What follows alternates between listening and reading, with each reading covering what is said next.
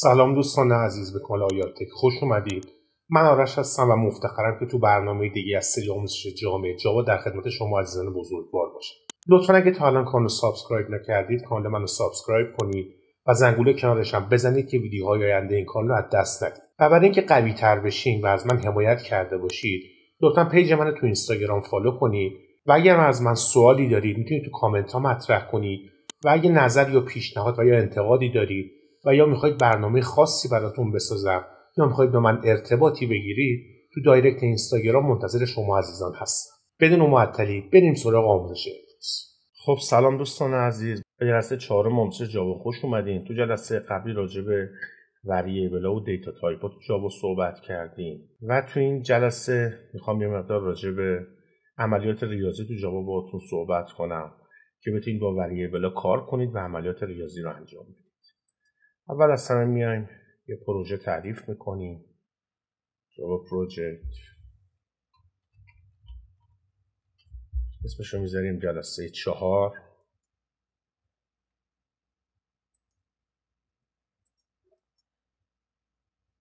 همونجور که بهتون گفتم میایم یک کلاس تعریف میکنیم. اسمش رو میذاریم جلسه 4 کلاس. فقط همونجوری که بهتون گفتم یادتون باشه که توی کلاس باید به حروف بزرگ شروع بشه اولش.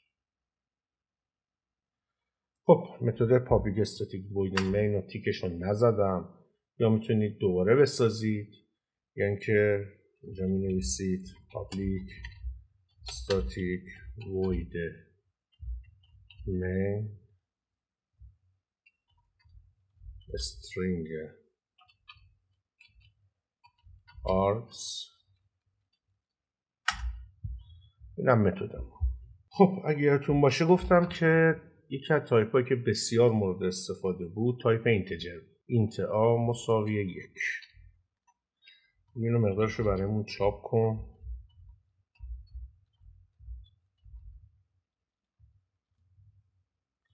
یادتون بود بهتون گفتم که با سیس آوت هم میتونید بنویسید که چاپ کنه. اولین بار رو میایم ران از جاوا اپلیکیشن مقدار 1 رو برامون چاپ میکنه. خب ما میخوایم اینجا یه عملیات ریاضی انجام بدیم. اگه یادتون باشه بهتون گفتم وقتی که شما یه تایپی رو تعریف میکنید دیگه دفعه دوم نمیتونید اون تایپ رو تعریف کنید. یعنی نمیتونید دوباره بنویسید اینت آ یا دابل آ یا فلوت آ. و آ یه بار تعریف میشه، یه متغیر یه بار تعریف میشه. بعدا اگه بخواید استفاده کنید میتونید بهش مقدار بدید. آ مساوی 2. الان اینجا آ مقدار 1 رو گرفته، بعد مقدار 2 شده. چون همونجوری که بهتون گفتم کدها از بالا شروع میکنه اجرا میشه میاد پایین. اول 1 میرسه، بعدا به مقدار 2 میرسه. اینجا میگم مقدار آ رو برای من چاپ کن.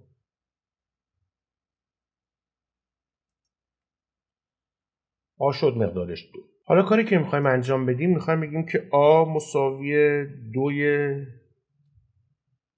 ضرب در 2. یعنی 2 رو در 2 ضرب کن. عملیات ضرب تو جاوا با این عملگر ضرب انجام میشه. همونجوری که دارید میبینید مقدارش رو ببینید شد 4. میخوایم بگیم با هم جمعش کن. 2 رو به اضافه 2 کن. 2 به اضافه 2 میشه 4. میخوایم بگیم از هم منهاش کن. 2 منهای 2 باید قاعدتا جواب 0 رو اینجا به ما نشون بده. میخوایم بگیم اینجا تقسیمش کن. تقسیم هم با این عملگر نشون داده میشه تو جاوا. مقداری که ما برمیگردونه مقدار 1. خب الان من میذارم آ مساوی 3 تقسیم بر 2. 3 تقسیم بر 2 جوابش میشه 1.5 دیگه. یعنی میشه یه مقدار فلوت یا دابل. آ ولی مقدار آ تایپش انو اینتجره. این یه مقدار فلوت یا دابل میشه ولی تایپ آ انو اینتجره. الان چه مقداری اینجا باید به ما برگردونه؟ یه چک با هم دیگه بکنیم. دوباره مقداری 1 رو به ما برمیگردونه. چرا؟ برای اینکه آ چون از نوع اینتجره توی تقسیم مقدار اینتجر میاد داخل آ قرار میگیره. من حالا آ رو اینجا میکنم دابل.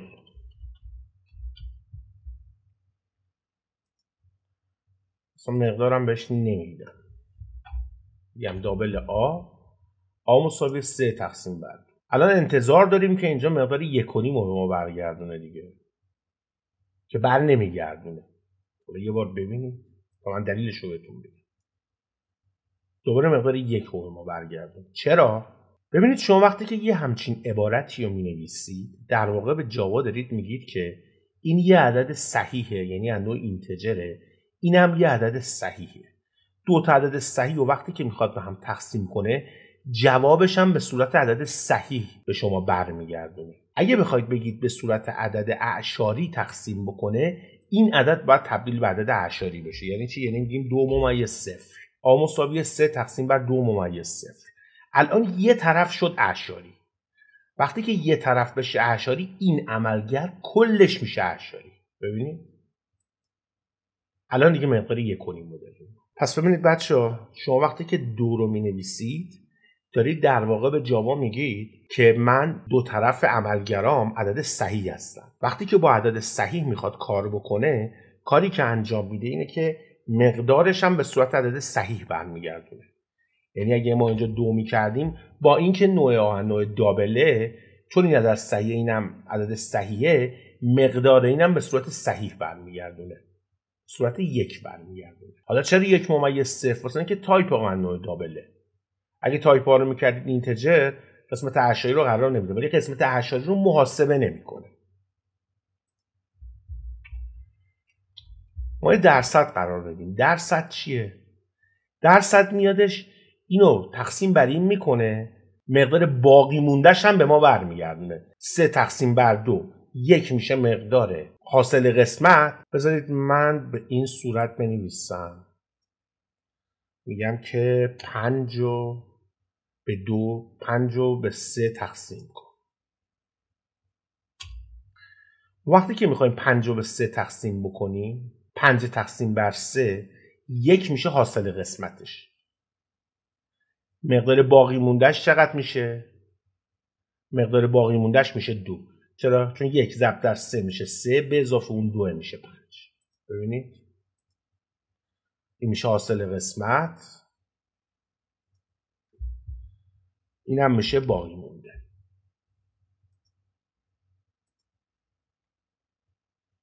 پس ما باقی مونده رو تو جاوا با علامت درصد حساب میکنیم. وقتی که میخوایم یه تقسیمی رو انجام بدیم میخوایم ببینیم باقی مونده بین دو تا عدد چقدر میشه میایم اینو با چی انجام میدیم؟ میایم اینو با درصد انجام میدیم. ببینید بچه‌ها من اینجا میگم اینت آ مساوی 2. میخوام بگم آ مساوی آیه به اضافه 2. این یعنی چی؟ یعنی آ مقدار 2 رو گرفت. مقدار جدید آ مساوی مقدار قبلی آ به اضافه 2. بذارید به اضافه 3 کنم که یه مقدار جوابش عوض بشه. خب الان اینجا آ 2 به اضافه 3 جمع بشه باید مقدار 5 به ما برگردونده بشه.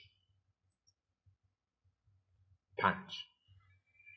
من یادتون باشه راجع به متغیر بهتون گفتم متغیر نماینده این عدده.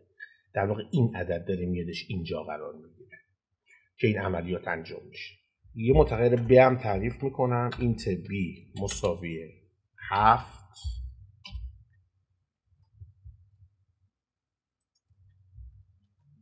بی مساوی بی منهای 4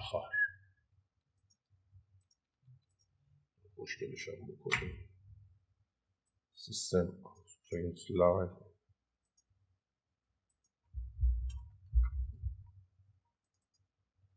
بی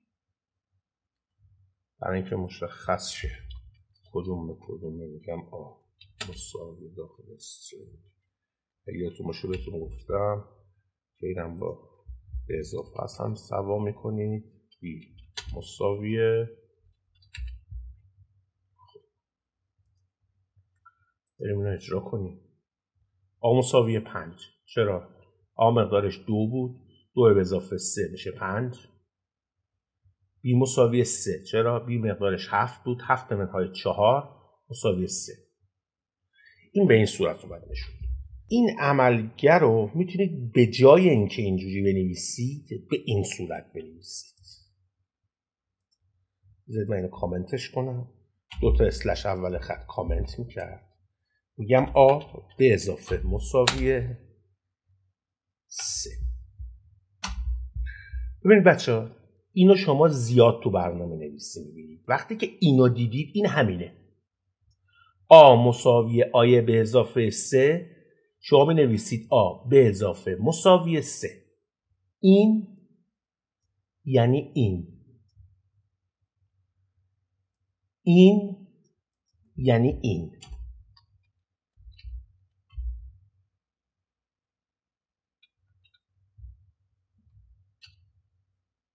این دوتا هیچ فرقی با هم ندارن. اینجا 5 و 3 بود. حالا بذارید اینا اجرا کنیم. 5 و 3. یعنی آ به اضافه مساوی 3 این عبارت ترجمه میشه به آ مساوی آی به اضافه 3. بی منها مساوی 4 ترجمه میشه به بی مساوی بی منهای 4. ما میخوایم حالا دوباره این پایین به آ یه دونه اضافه کنیم. میگیم آ مساوی آی به اضافه 1. یعنی آ مقدارش از 5 الان باید بشه 6. شد 6. همونجور که بهتون گفتم اینا میتونیم به این صورت بنویسیم.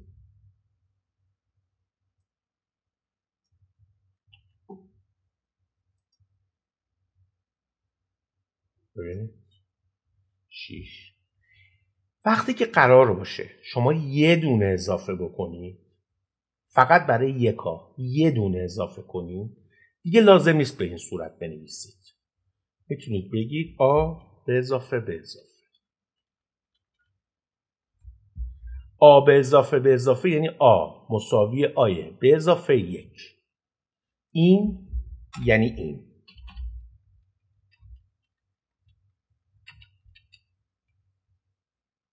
این یعنی این. جفت اینا معنی میده. این دوتا یعنی این. حالا جواب اینو ببینید. دوباره شد 6. ببینید اگه قرار باشه این عبارت یه دونه بهش فقط اضافه بشه، شما میتونید از این عبارت استفاده کنید. ولی اگه قرار باشه عددی که قرار اضافه بشه یک نباشه، یه چیز دیگه باشه، از این عبارت میتونید استفاده کنید. برای یک هم میتونید از این استفاده کنید و فرقی نمیکنه. ولی برای یک میتونید به صورت اختصار به این صورت بنویسید. برای منها هم میتونید این کارو بکنید. الان بی منها مساوی 4 میگیم بی منها مساوی 1. اینجا بی 3 بود جوابش. الان باید یکی چون ازش کم شد بشه 2. شد 2. اینو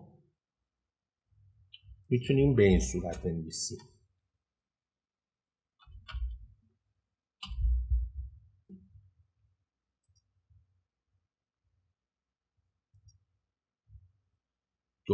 پس بچه ببینید 4 عمل اصلی رو ما میتونیم به این صورت بنویسیم. البته واسه ضرب هم فرقی نمیکنه. آ مقدار 6. بذارید من اینو اینجا بردارم. ما الان آ مقدارش 5. آ رو میخوایم در 2 ضرب کنیم. آ ضرب مساوی 2. 5 ضرب در 2 میشه 10. عین به اضافه و مناس 10. یعنی میخوام بگم هیچ فرقی نمیکنه. برای تقسیم هم از همین میتونید استفاده کنید. فرقی نمیکنه. حالا آ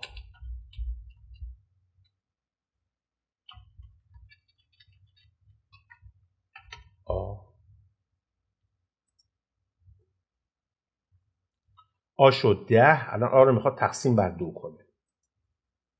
5. پس ببینید این خلاصه شده اینه. ما میتونیم از خلاصه شده ها استفاده کنیم. ما برای فقط یک میتونیم از این حالت استفاده کنیم.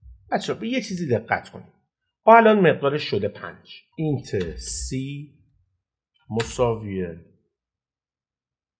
آ به اضافه به اضافه.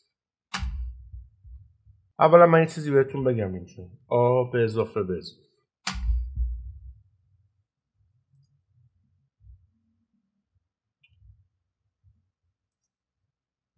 من میگم آ به اضافه به اضافه. آ 5 باید مقدارش بشه 6. 6. این دوتا به اضافه رو بتونید قبلش هم بنویسید. فرقی نمیکنه. البته فرقی میکنه. فرقش رو بهتون میگم. دوباره شد 6. درسته.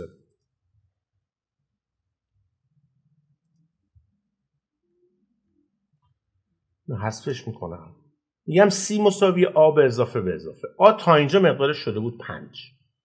الان C باید به آ یه دونه اضافه بشه، ریخته بشه تو C.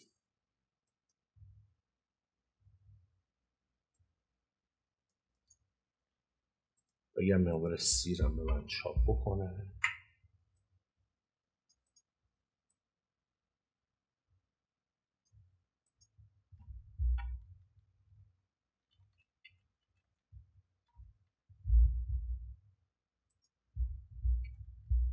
خب ببینید بچه‌ها گفتم C مساوی آ به اضافه به اضافه. یعنی به آ باید یه دونه اضافه بشه، مقدارش تو C ریخته بشه.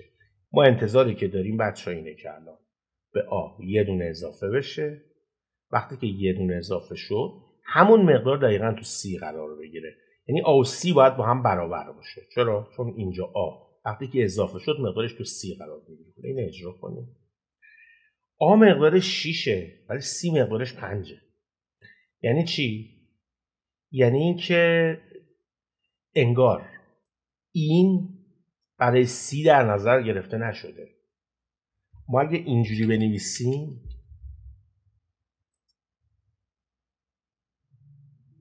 الان C میشه 6 آ میشه 5.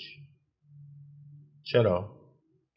چون الان به آ تا اینجا 5 مقدارش یه دونه اضافه میشه، ریخته میشه تو C. ولی وقتی که این عبارت رو میبینیم انگار اتفاقی که میفته اینه که به آ اضافه شده ولی مقدارش تو C قرار نگرفته. ببینید چون وقتی که دوتا به اضافه بعد از آ قرار گرفته، وقتی که کامپایلر جاوا به این عبارت میرسه خود مقدار آ رو که تا اینجا مقدار آ 5، ببینید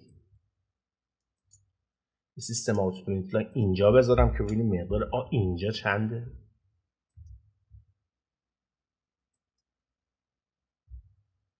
آ مقدارش اینجا 5. آ چون این ور قرار گرفته آ رو مقدارش میریزه تو C. یعنی 5 رو داخل C قرار میده. بعد میاد به آ یه دونه اضافه میکنه. آ میشه 6. 6 رو میادش اینجا قرار میده. یعنی چی؟ یعنی وقتی که به اینجا رسید آ چون مقدارش 5 رو میاد داخل C قرار میده. 5 رو داخل C قرار میده. به آ یه دونه اضافه میکنه. آ میشه 6. وقتی که میاد آ رو چاپ بکنه آی دومو 6 نشون میده به ما. پس وقتی که شما دوتا به اضافه رو اون ور آ میذارید دارید میگید که اولویت با آ رو داخل C قرار بده. تو حالت معمول وقتی که به این صورت باشه هیچ فرقی نمیکنه که دوتا به اضافه این ور باشه یا اون ور. ولی وقتی که قرار مساوی متغیر قرار رو بگیرن اول متغیر مساوی اون قرار گرفته میشه، یعنی مقدار آ داخل C قرار گرفته میشه، بعد به آ اضافه میشه. در صورتی که شما اگه این دوتا به اضافه رو بیارید این ور قرار بدید، الان چون اولویت با دوتا به اضافه است اول میاد به آ اضافه میشه یه دونه، بعد مقدارش داخل C قرار گرفته میشه. یعنی C هم الان میشه 6. ببینید C هم شد 6. پس ما تا اینجا متوجه شدیم که به اضافه آ با آ به اضافه متفاوته. کجا؟ وقتی که قراره یه متغیری مساوی با این قرار رو بگیره. اگه یه متغیر مساوی با آ به اضافه قرار رو بگیره خود مقدار متغیر ریخته میشه داخلش. بعد به آ اضافه میشه. ولی اگه 2 تا به اضافه قبلش قرار بگیره اول اضافه میشه بعد متغیر ریخته میشه تو سی. در صورتی که تو حالت قبل اول متغیر ریخته میشه داخل سی بعد بهش اضافه میشه. من میگم دابله آ مساوی 3 ممیز 756.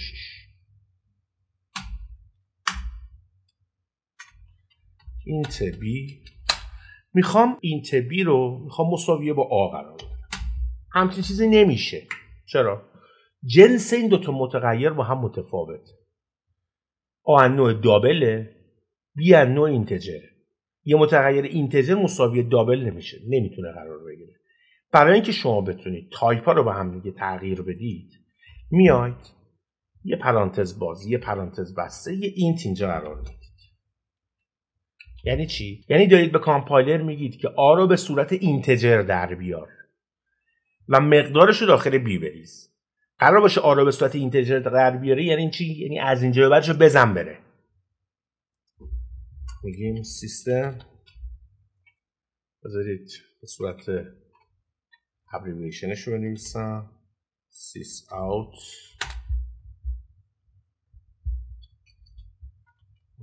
مساوی اضافه آ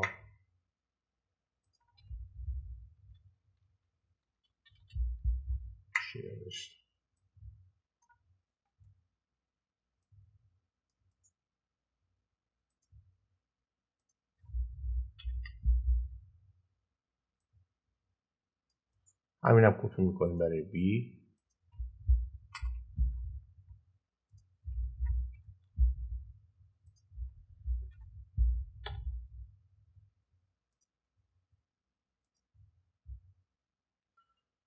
آ شد 3 ممیز 756، بی شد 3. وقتی که به این عبارت میرسه کاری که انجام میده تایپ آ رو به اینتجر تبدیل میکنه، عدد اعشاری به عدد صحیح تبدیل بشه. برای تبدیل یه عدد اعشاری به صحیح یعنی شما باید تمام این قسمت ها رو بزنید بره. پس این قسمت ها رو میزنه میره و مقدار 3 رو میاد داخل بی قرار میده. ما توی جاوا سری کلاسایی داریم که اینا کلاسای داخلی خود جاوا هستن و داخل JDK قرار دارن و از اینا میتونیم خیلی استفاده بکنیم. یکی از اون کلاس‌ها که ما خیلی باهاش کار داریم کلاس مس. برای عملیات ریاضی از مس استفاده میشه. اولین چیزی که ما باهاش کار داریم مس POW. مس پاور برای توان استفاده میشه تو جاوا و ورودی و خروجیش هم از نوع دابله، یعنی دابل میگیره و دابل پس میده. من میگم 2 رو به توان 3 برسون و مقدارش رو داخل بی واسه من قرار بده. اینو رانش کنیم. 2 به توان 3 میشه 8. به صورت دابل هم به ما نشون داد. اینجا میخوایم این مقدار رو به صورت اینتجر به ما نشون بده. اینجا میگیم تایپ اینو بکن واسه من اینت، همونجوری که بهتون گفتم 8. مس 2 تا استفاده دیگه هم داره که 2 تا البته خیلی استفاده داره ولی 2 تا استفاده مهمش هم 3 تا استفاده مهمش هم من تو این جلسه بهتون میگم.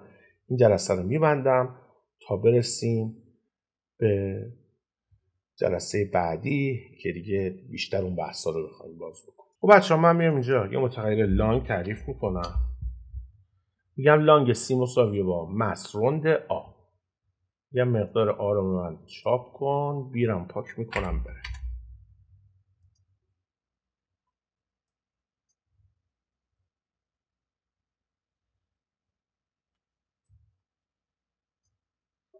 یه مقدار سی رو به من نشون بده. بچه میخوام بگم من مقدار سی رو به من نشون بده. یه لانگ قرار دادم، لانگ سی مساویه با مس روند آ. یه عدد رو روند میکنه و این عدد رو به صورت عدد صحیح در میاره. اگه این ورش از 5 بزرگتر باشه به سمت بالا روند میکنه، اگه از 5 کوچیکتر باشه به سمت پایین روند میکنه. الان 3 ممیز 756 چون قسمت اعشاریش از 5 بزرگتره به سمت بالا روند میشه، باید بشه 4. الان اینو میکنم 3 ممیز 466. روندش رو نگاه کنیم. الان چون این مقداری که اینجا وجود داره از 5 کوچیک‌تره، پس روندش به سمت پایین میشه. شما تو روند معمولی هم به این صورت روند میکنید دیگه، جز 3. حالا یه موقع شما اینجوری نمیخواید روند کنید، اصلا شما میخواید همه رو به سمت پایین روند کنید. وقتی که بخواید به سمت پایین روند بکنید، من اینم مقدارش رو دابل قرار دارم. مس فلو رو وقتی که قرار میدی دیگه اصلا 3.456 بشه 3 روندش میکنه، 3.999 هم باشه اینو به صورت 3 روند میکنه برات. یه موقع هم همه رو میخواید به سمت بالا روند کنید. به سمت بالا بخواید روند کنید از سیل استفاده میکنید. سیل اصلا دیگه مهم نیست اینجا چند باشه، همه رو به سمت بالا روند میکنه، یعنی میبره به سمت 4 قرار میده. ببینید این میشه 4، شما اینم قرار بدید روند اینم میکنه 4 برات. 4. پس مس فلور به سمت پایین روند میکنه، مس سیل به سمت بالا روند میکنه، مس روند بسته به این که عددی که قرار روند بکنه به سمت بالا باشه، یعنی اون قسمت اعشاریش از 5 بزرگتر 5 یا 5 بزرگتر باشه به سمت بالا میبره، اگه کوچیکتر باشه به سمت پایین روندش میکنه. همون روند ریاضی که خودتون دارید انجام میدید. بچه فقط یادتون باشه خودتون تمرین بکنید، خودتون با عملگرای دیگه ریاضی کار بکنید که این مباحث روش مسلط باشید. و من همینجا این جلسه رو تموم میکنم و شما رو به خدای بزرگ بسپارم. خیلی ممنون عزیزان که این برنامه رو همراه من بودید. اگه تا الان این کانال رو سابسکرایب نکردید لطفاً کانال رو سابسکرایب کنید و زنگوله کنارش هم بزنید که ویدیوهای آینده این کانال رو از دست ندید و به محض انتشار ویدیوی جدید نوتیفیکیشنش برای شما بیاد. و اگرم از برنامه خوشتون اومد لطفاً ویدیو رو لایک کنید و یک کامنت هم به زبان انگلیسی برای من بذارید که یوتیوب این ویدیو رو به فارسی زبانهای بیشتری پیشنهاد بده.